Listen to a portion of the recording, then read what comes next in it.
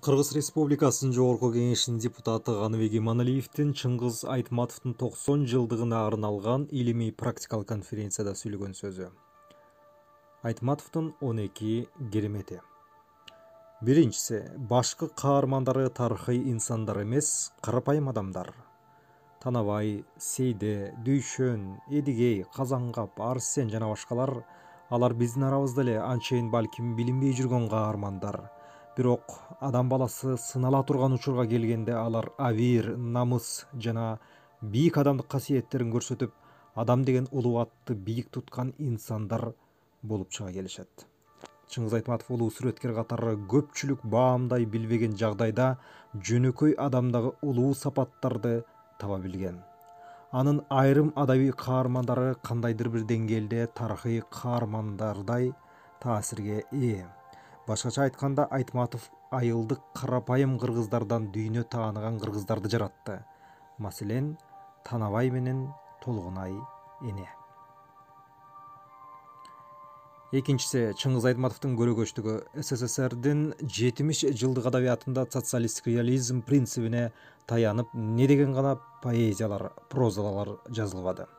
Тилекке каршы алардын дээрлик көбү бүгүн окулбай калды. Бир эле партиянын, бир эле режимдин, бир эле өлкөнүн идеологиясына кызмат өтөгөн адабият катары кала берди. Чыңгыз Айтматовдун негизги чыгармалары Совет заманында жаралса да, алар бүгүнкүдөй маанилүү, анын кемеңгерлиги кечээкини бүгүн көркөмдөп айтып бергендигинде гана эмес, эртеңкини да көрө билгендигинде. Окурман үчүн көп чыгармалары улам жаш өткөн сайын жаңы өңүттөн өзгөрүп турат. Маселен, Гүлсаратты биз бала кезде жылкыга кызыгып окучу элек, жаш кезде махабат темасы кызык болду. 90-чы жылдары дагы бир окуп бүтүндөй коммунисттик доордун портретин көрдүк. Бара-бара жаш өткөн сайын мен үчүн Эрнест Хемингуэйдин Чал жана деңиз чыгармасына окшоп барат. Твардовский, Пушкиндин генийлиги ал бизге бала кезде келет, ал эми биз аны улам жаш өткөн сайын түшүнөбүз деп айтканы калетсиз кеп эмеспи. Үчүнчү, адам жана жаныбар. Чыңгыз Айтматовдун чыгармаларында жаныбарлар буг эне, Гүлсары, Акбара менен Таш чайнар, Каранар менен Жааварс, Кремльдеги үкө чыгармада башкы каарман катары катышат. Алардын да адам сыяктуу бул дүйнөдө жашоого акысы бар. Гүлсарынын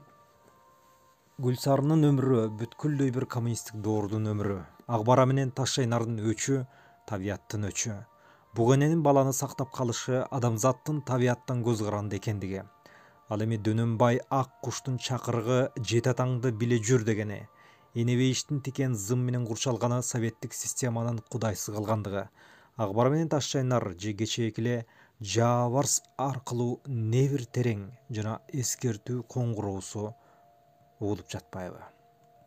Төртүнчүсү, согуш темасы. Чыңгыз Айтматов ошол согуш доорунун дүйнөлүк деңгээлдеги эң көрүнүктүү жазуучусу. Эрте келген турналар, бетме-бет, Жамиля, Саманчынын жолу дээрлик согуш темасына арналган.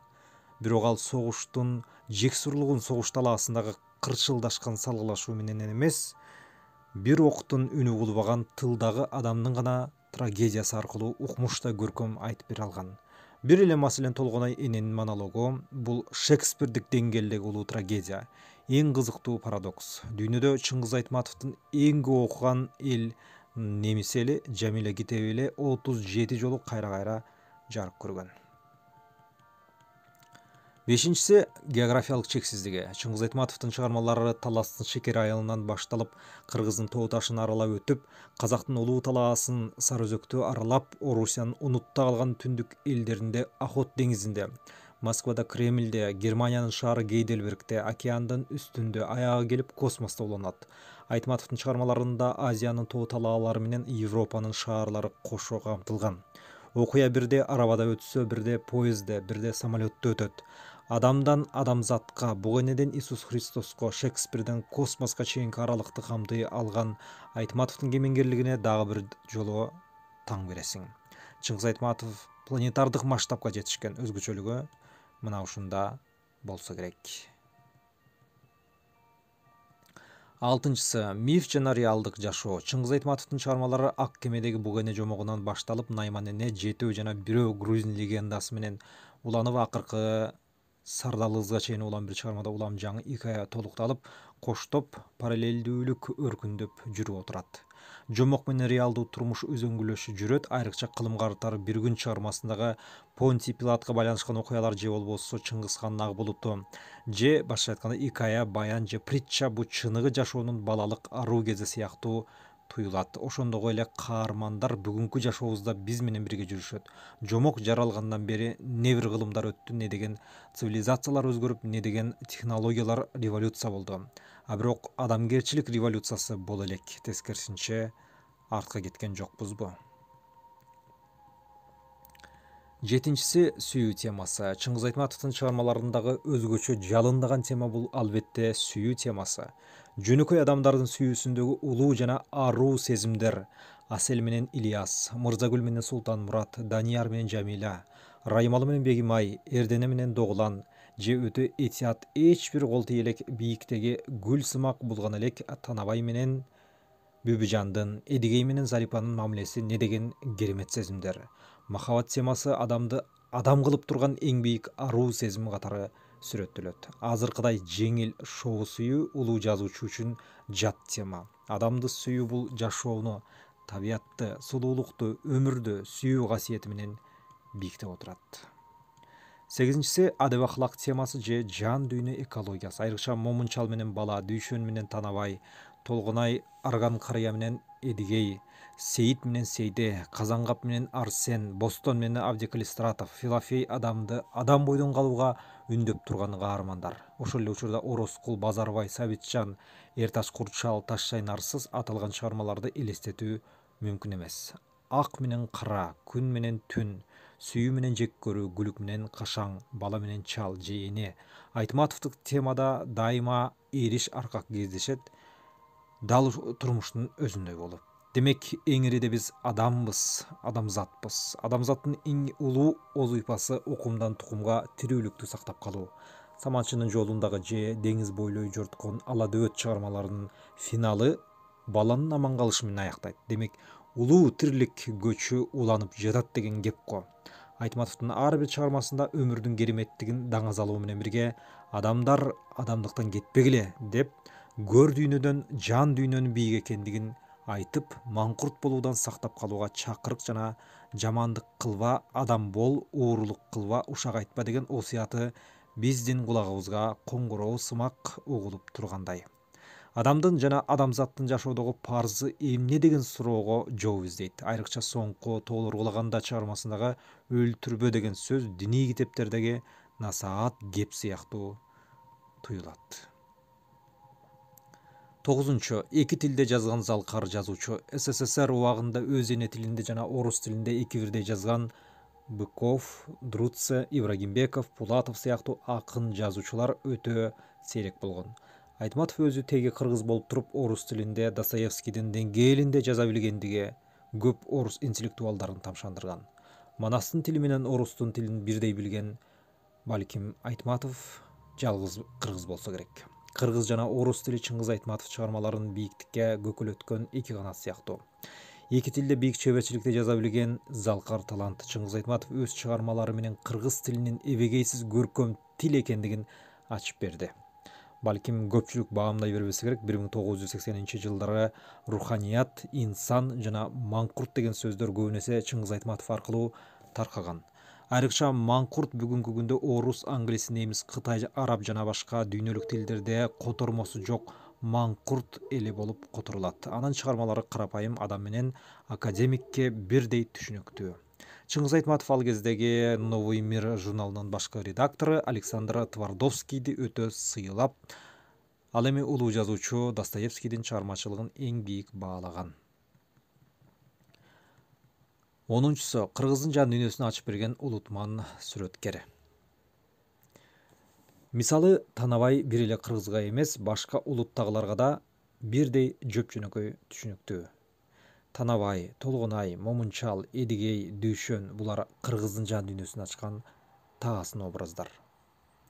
түпкүлүгү улуттук руханий суверенитетке умтулуу темасы камтылган. Маселен, Кайрылып куштар келгиче аңгемесинде улуу Манас эпосуна болгон чакырык камтылган. СССР доорунда эле кыргыздын байыркы тарыхы эне сайга байланыштуу экенин эң алгач айтып чыккан. Дегеним, кыргыз эли сөздөн бүткөн эл, кыргыздар гана ымыркайга төрөлсө бата берип, сөз менен тосуп алат, бешик ырнырдап, сөз менен соротот, жылкы кайтарса үрөнсө ээп, эгин эксе ашыгзар болсо баарын ырдап, сөз менен белгизет. Жогу аттан арда сөз менен ант берет, өлгөндө да сөз чыгарып, кошок кошуп узатат. Андан да сөз менен жаан жаадырып, сөз менен адамды оорудан айыктырат. Өзүнүн алдаганча саны көп жоо менен чабышканда, кырылып жок болуп кетерде сөз менен кайра тирилген элбиз. Сөздү кылыч кылып, сөз менен улуу кыргыз сепилин курган элбиз. Ал болбосо океан сымал Манас кайдан жаралмак эле. Чыңгыз Айтматовдон эгерде өз улутундагы эң улуу адамдардан кимди билесиң деп сураса, мен эңириде Саякбай Каралаевдин ысымын айтмакмын деп жооп берип атпайбы. Манас эпосу кара сөз менен адегенде Чыңгыз Айтматовдун демилгеси боюнча Кеңеш Жусупов менен Ашым Жакыпбеков тарабынан жазылганын унутпасак. 1984-1985 жылдары 400-450 миң калк жашаган Фрунзе шаарында бир эле кыргыз мектеби бар экенин, ал эми Токмок шаарында деги эле кыргыз мектеп жок экенин, бир орус жашабаган Нарын облусунда гезиттин аты Нарын Правдасы деп аталганын эңириде Чыңгыз Айтматов айтып чыккан. 11. Айтматовиада дүйнөсүн жаратты. Башкача айтканда, кыргыз адабияты гана эмес, кыргыз театры, кино өнөрү, опера жана балет өнөрү, хореография, живопись, көркөм сүрөт өнөрү, музыка, скульптура деги эле улуу жазуучунун чыгармаларынан таасир албаган бир да өнөр тармагы калбады. Улуттук кино дүйнөдө кыргыз керемети даражасына ээ болду. Жазуучунун чыгармаларынын негизинде эле 20дан ашык көркөм фильм тартылган. Улуу таланттар Төлөмүш Океев, Болот Шамшиев, Сүймөнкул Чокморов, Сабира Күмүшалиева, Бакен Кыдыкеева, Калый Молдобасанов, Дорунбек Садырбаев жана башка таланттар эңириде Чыңгыз Айтматовдун чыгармалары аркылуу бийиктикке чыгышты. Чыңгыз Айтматов аркылуу улуттук маданият менен искусствобуз жалпы дүйнөлүк деңгээлге көтөрүлдү. 12. Айтматовдук айкөлдүк. Лениндик сыйлыктын ээси, социалисттик эмгектин баатыры наамына ээ болгон соң, Чыңгыз Айтматов көп аты билинбеген жазуучулар менен авторлаш болуп, мисалы жапон философу Дайсако Икеда, казак драматургу Калтай Мухамеджанов, казак акыны Муктар Шаханов алардын да ысымдарын дүйнө окурмандарына кеңири тарады. Бул Чыңгыз Айтматовдун айкөл мүнөзүнөн кабар берет. Ал эми деңиз бойлой жорткон ала дөбөт чыгармасын эң аз сандагы Ниф элинин али көпчүлүк тааны элек жазуучусу Владимир Сангиге арнаган. Кыргыз сүрөткери Чыңгыз Айтматов аалам алыптары Пушкин, Шекспир, Бальзак, Гюго, Гёте, Вольтер, Достоевский, Толстой, Хемингуэй сыяктуу улуу бийиктиктеги жаратман экенин бүгүн аңдабасак да эртең моюнга аларбыз. Дүйнөдө болгону саналуу эле империя болгон, аны саналуу эле элдер курган. Алардын бири биз кыргыздар. Биздин ата-бабалар 9-10 кылымдарда эле улуу кыргыз каганатын курушкан. Буягы Кашкарга, тыягы Байкалга чейинки чүлкөмдү бийлеп, улуу кыргыз доору жүргөн. Эми эртедир кечтир замандын бир заманында кайрадан бир империя курушубуз керек эле. Доору өзгөрдү, приоритеттер өзгөрдү, нарк өзгөрдү. Демек, аскерий эмес, башка каганат курушубуз зарыл болчу. Биз аны кура алдык. Бир эле улуу сүрөткер Чыңгыз Айтматовдун кудурети менен гана. Ал аскерий же экономикалык империя эмес, ал нукура руханий каганат. Бул каганат сөз касиетинен курулду. Себеби Чыңгыз Айтматовдун чыгармалары 150 өлкөдө 100 миллиондон ашык нуска менен жарык көрдү. Окумдуулугу боюнча дүйнөдө Шекспирден, Лев Толстойдон кийинки 3-орунга чыкты. Кимде ким Айтматов аркылуу кыргыз жан дүйнөсүн таанып, биздин кыргыз элибиз жөнүндө жакшы ойдо болсо, мен анын баарын кыргызстандык деп эсептейм. Аз сандагы элдерден дүйнөдө Чыңгыз Айтматов сыяктуу кемеңгерлер сейрек жаралат. 8 миллиард чамалаш дүйнө калкы арасында алакандай 6 миллион кыргыз эли өтө чаканы кумшекердин бүртүгүндөй болуп, анан дүйнөнүн алып жазуучусу ошол кичинекей кыргыз элинен болуп атпайбы? Бу не деген улуттук сыймык? Биз акыркы 1000 жылда Манасты жаратып, улут болуп сакталып калсак, соңку 100 жылда Айтматов аркылуу дүйнөгө таанылдык.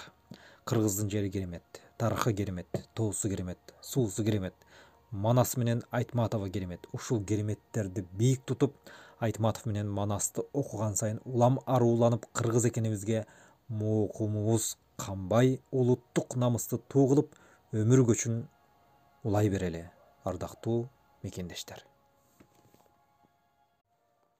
Кыргыз Республикасы